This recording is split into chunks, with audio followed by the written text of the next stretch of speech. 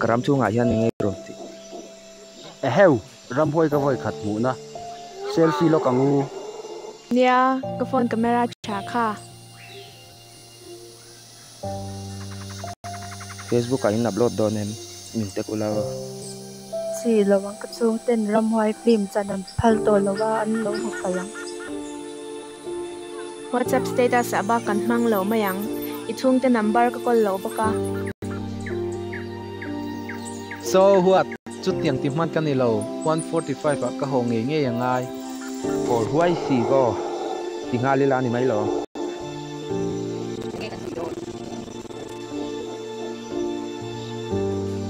chính khăn kan directory na soi kha I phone ringot ti lo kai to ning chu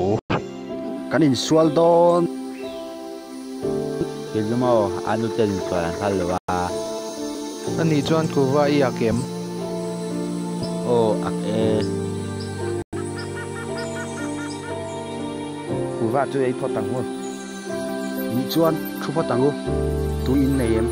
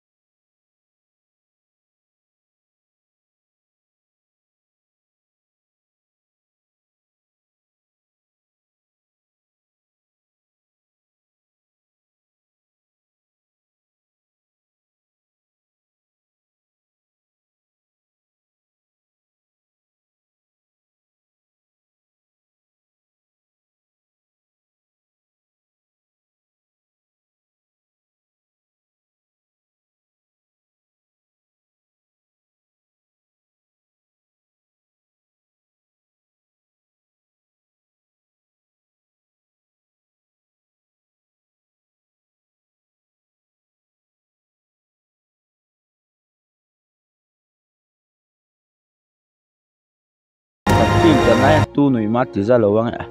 so na khá lâu duy ho tại ila thật tu nhá cái mình cả hồ ngâm tè xí lâu ai Tiang chẳng ra tôi cần đi tội lâu giặt lạc. mình rừng hầu khan mình lâu dong alom chẳng thun dòng ram ram mà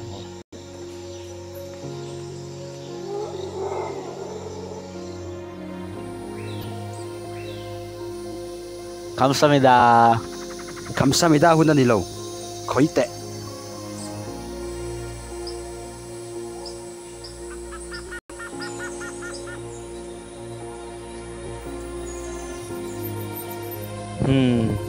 for who I see go